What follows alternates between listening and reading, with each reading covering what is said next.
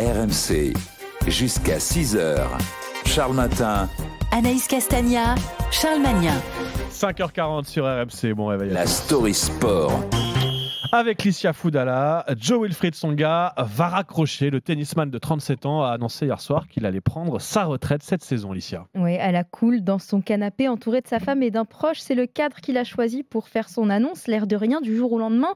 Dans 2 mois exactement, Tsonga ne sera plus sur le circuit. Il a choisi symboliquement Roland-Garros pour faire ses adieux chez lui en France, dans un tournoi où il s'est hissé à 2 reprises en demi-finale et 1 fois en quart. Mais pourquoi il arrête ? L'ami Joe a 37 ans et mine de rien, ça commence à peser. Ça fait plusieurs années où tous les jours dans la journée, il y a au moins un moment où je me dis qu'est-ce que je fais ?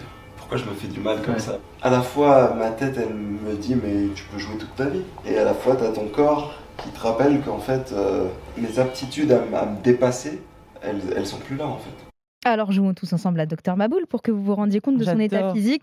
Des problèmes aux 2 genoux, des douleurs aux vertèbres, l'articulation sacro-iliaque qui s'est calcifiée, c'est dans le bassin toi aussi. Oui, aussi, ouais. Et ajouté à ça une maladie sous-jacente, la drépanocytose qui attaque les globules rouges et provoque de grosses fatigues. Voilà dans quel état de forme se trouve notre ancien numéro 5 mondial. On comprend mieux pourquoi il pointe à la 220e place aujourd'hui. Ouais, mais il n'a pas eu la carrière qu'il méritait. Mais parce qu'on oublie beaucoup de choses. Tsonga, c'est la révélation en 2008 lorsqu'il balaye Nadal à l'Open d'Australie en demi-finale. C'est la génération des mousquetaires avec Monfils, Simon et Gasquet. C'est celui qui est longtemps resté numéro 1 français, le tricolore en activité, qui possédait le plus beau palmarès avec 2 Masters 1000 en simple, une Coupe Davis en 2017 avec les Bleus et une médaille olympique qu'on oublie souvent en double à Londres en 2012.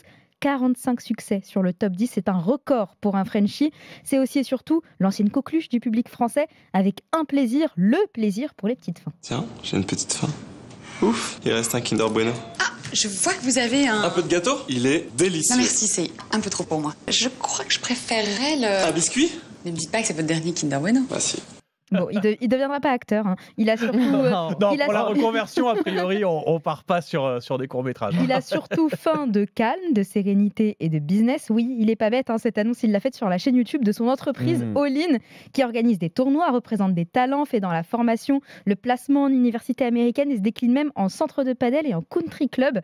En somme, c'est bien organisé. Ou un petit peu. Tsonga veut mener la vie de papa et d'homme d'affaires désormais. Alors j'attends le 22 mai, porte d'Auteuil, pour le voir une dernière fois. Je rêve du 5 juin, la finale. Même si je me doute qu'il n'en sera pas.